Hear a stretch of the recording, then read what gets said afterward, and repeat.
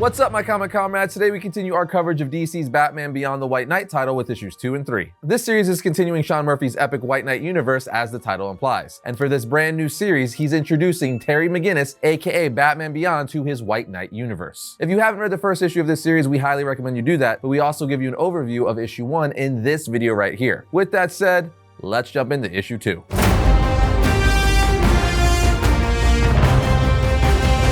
The issue starts off 1 month ago as we see Terry McGinnis track down Fix, the man who killed his father, Warren McGinnis. But the GTO, aka Gotham Terrorist Oppression Unit, led by Grayson, stops him from killing Fix and brings him to a stretch limo where Derek Powers is waiting for him. Powers says, "Nice work, Terry. You caught Fix faster than the GTO could. Maybe we should give you a badge." Once inside the limo, Powers tells Terry, "I had them pull your juvenile record. Shoplifting, burglary, auto theft. Pretty impressive for a 17-year-old. Do you know who I am?" Terry responds, "Everyone in the city knows who you are, Mr. Powers." Powers asks, "But do you know who I am to your father?" Terry answers, "Yeah, you were his boss," with Powers saying, "He was also my best friend. I know things have been tough at home, all the fights between him and your mother, but I also happen to know that he really loved you." Terry says, "No, he didn't." Powers tells Terry people like Warren have a hard time showing it. They excel in their work and ambition, but often to the detriment of their personal lives. Terry says he never even told us what he did for a living. Powers tells him, "You can blame me for that. It's too dangerous for us to share anything about the project. But if you want to know the truth, I can tell you. That's why I'm here. I think your father would be proud to see you continue his work. Mr. Fix wasn't solely responsible for your father's death. Someone hired him. Help me find the people who were really behind it, and I'll give you the power to take your revenge. Not even the GTO will be able to stop you." Terry then says, "I'm listening," with Powers finally saying, "Good.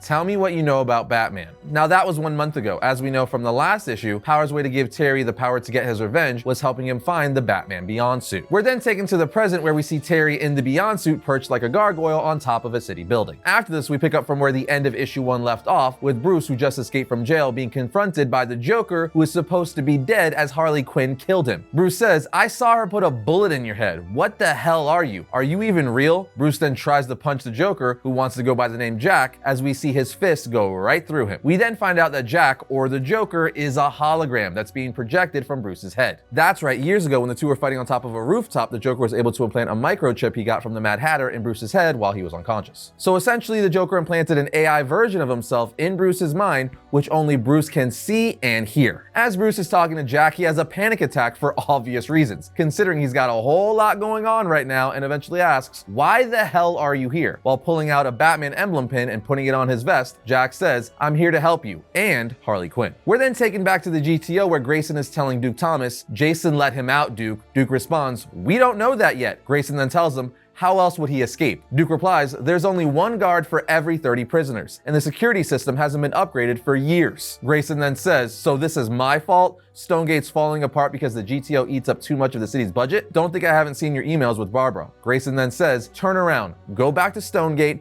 and arrest Jason Todd. Now." Duke then tells him, "I didn't join the GTO to get involved with your personal grudges." Grayson replies sternly, "That was an order," at which point Duke turns in his badge saying, "Then I quit." We are then brought back to Bruce and the Joker, Jack, as we see Bruce trying to make his way through the city. But along the way, he's caught by the GTO via cameras that are mounted all throughout Neo Gotham. Grayson then pops out one of the bat tanks and says to Bruce, "Get on the ground, face down, put your hands behind your head." Bruce then says to Dick, "Listen to me, I know who stole the Batman suit. It was Derek Powers. He hired someone to steal it from the Batcave. There are too many coincidences." Grayson says, "Derek Powers saved the city, succeeded where you failed. He ended crime in Gotham." Bruce then says, "You don't know him like I do." Jack then starts talking to Bruce, with Grayson saying, "You're paranoid, Bruce. Imagining things." Dick then puts his helmet on and starts to attack Bruce. The two start fighting, with Jack telling Bruce, "The suit is made of reinforced Kevlar. He won't feel your punches." But Jack, or the Joker, being an AI, is able to download blueprints on Grayson's suit and looks for a weakness and tells Bruce the back of his knee. Use his baton. Bruce does, temporarily incapacitating Grayson, tying him up with a grappling hook line. Bruce then tells Jack, "I need to get off radar and become a ghost, and I think I have just the thing." Jack says all giddy like, "It's a bat suit, isn't it? Please tell me you've got a new bat suit squirreled away somewhere. Something we've never seen." We are then taken back to Terry and Powers, as Powers is reassuring Terry that the mission he is about to have him go on is stealing, but it's essentially for the greater good, something his father was okay with. Then back at the location where Grayson and Bruce fought, Barbara Gordon shows up, who works for for the GCPD. Grayson reluctantly asks her for help, and she begrudgingly gives it, saying that when she worked for the GTO, he stood there while Powers fired her and didn't say a word to defend her. Grayson then says the GTO caught every remaining super criminal in Gotham. Some things are too important to let go of. She then looks at him in the face saying, "But not our relationship. It was more important for you to stick it to Bruce than for you to be with me." The two eventually go their separate ways, as Barbara clearly has her own plan for Bruce with the GCPD. After this, we are brought back to Bruce and Jack. Batman is using a grappling hook to get around the city and eventually finds one of his safe houses. He then goes inside and Jack is all like, "Whoa, so this is like a mini Batcave?" Bruce tells him, "I came here after Azrael blew up the manor. It's one of a dozen safe houses I had around the city." Batman then opens a door that leads downstairs to a prototype Batsuit. Jack says,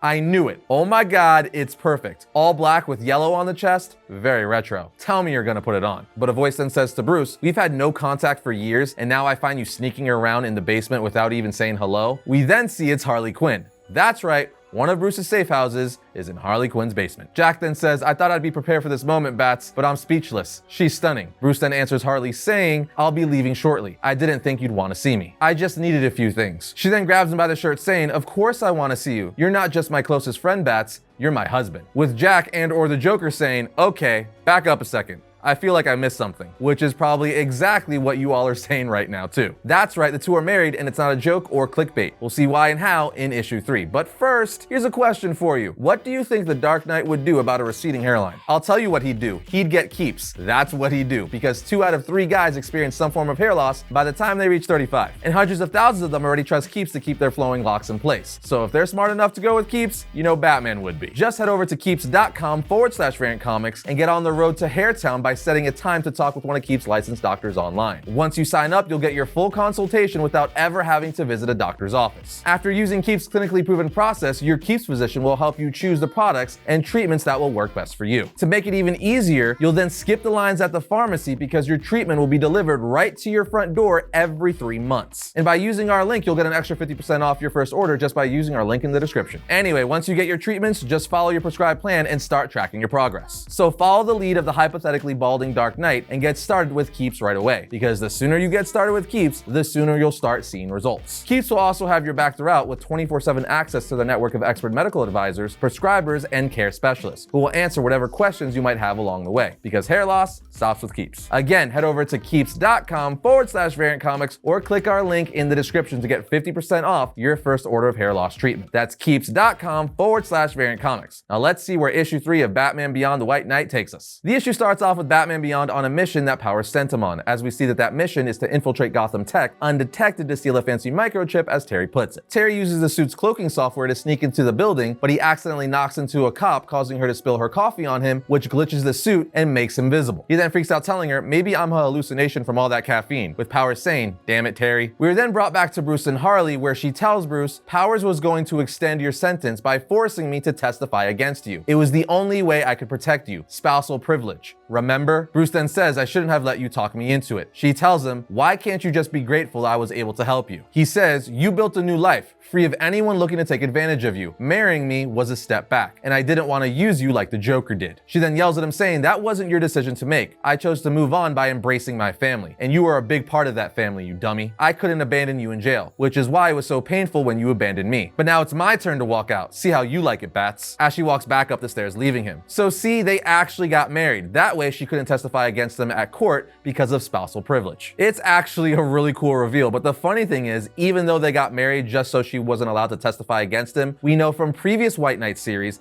they do have a hidden thing for one another. Joker then says when she's gone, "So she gets to call you Bats, but I don't?" He then looks at him sternly saying, "She's different." Joker then says, "Spousal privilege, eh?" Joker goes on to ask, "Were you ever gonna tell me? I mean, you being married to the love of my life is kind of a big deal." Bruce answers, "I thought it made sense at the time, but now I'm not so sure." Joker asks, "So what changed?" Bruce tells him, "Nothing. I mean, she's just a friend." Joker then says, "Don't give me that. I know how you two feel about each other." Bruce says, "It was never like that." But Joker says, "I can tell when you're lying, Bats. Your heart rate fluctuates." Bruce yells at him saying, "Stop reading my vitals." Joker then puts his hand on his head saying, "I think I just need time to process this. My best friend marrying my ex." Bruce then yells, "I'm not your best friend." It's a really funny back and forth. After this, Harley and Joker's son Bryce comes running down to the basement saying, "Uncle Bruce!" Bryce tells Bruce that his sister sister Jackie ran away because she found out what really happened to the Joker. The Joker then says, "They know how I died? I thought that information was supposed to be classified." Joker then begs Bruce, saying, "Please bring my daughter back." Bruce answers saying, "Of course I'll find her," and tells Bryce to try to stay calm as well. Meanwhile, back at the GCPD headquarters, Duke comes to Barbara for a job, but she turns him down, saying, "The GCPD doesn't need you right now, but Bruce Wayne does." He says, "What?" She tells him, "You'll officially resign, surrender your badge and weapon, but you'll secretly be working for me, helping Bruce bring down Powers and the GTO." He tells her, "Ambitious plan." Wayne asks for help. She says he will eventually. This is how it always goes with him. He thinks he can do everything alone, but eventually he realizes he needs help. Long story short, he agrees to work with Barbara and help Bruce take down Powers and the GTO. So she gives him a suitcase that has a Robin costume inside of it. He then tells her, "I thought you were against vigilantism." She says, "What? You don't like it?" He responds, "It's a little bright." She then tells him,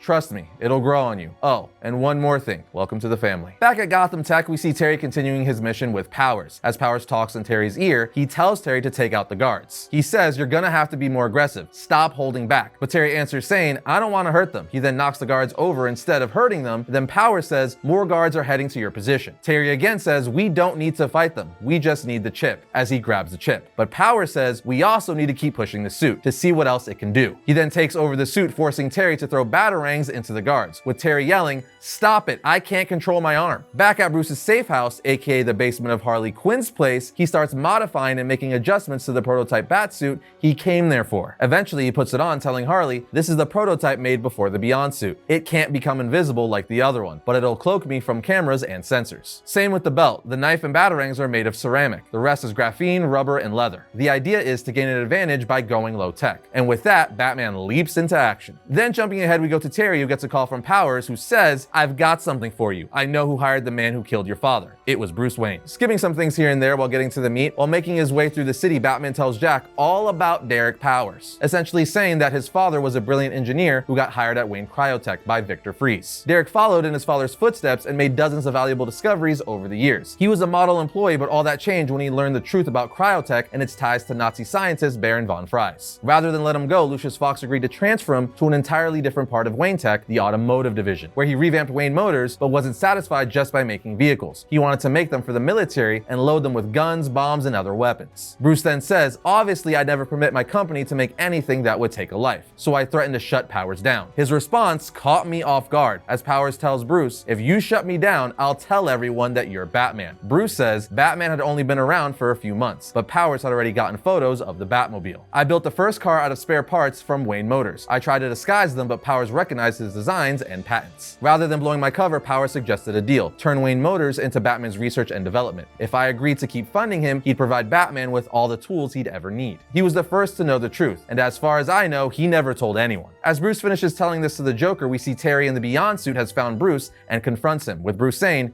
"Give me back the suit. You don't want any trouble." But obviously, that's not gonna happen, and the two start fighting. During the fight, Terry says, "What do you know about Warren McGinnis? Is it true you had him killed?" With Terry getting the upper hand, he holds Bruce by the shirt, to which Bruce says, "I don't know what you're talking about." Terry tells him, "I'm not giving the suit back until someone tells me what's really going on here." But Terry gets whacked in the head from behind, as we see it's Duke in his new Robin costume saying, "Give up the suit, kid," with Bruce in shock saying, "What the?" Terry then throws a battering at Duke, who blocks it, but knocks Bruce off the building in the process. He lands on top of a car, with Barbara coming in telling the GCPD, "Out of my way, Bruce." And with that, comic ends. You guys know me, I'm a massive Batman fan, as well as a fan of Sean Murphy's White Knight series, and this is a perfect reason why. It's just solid writing all the way around, with good surprises and amazing art. I don't have a bad thing to say about this series. So we highly recommend you pick up these issues and read them for yourselves. But now it's over to you. What do you think? Let us know down in the comments.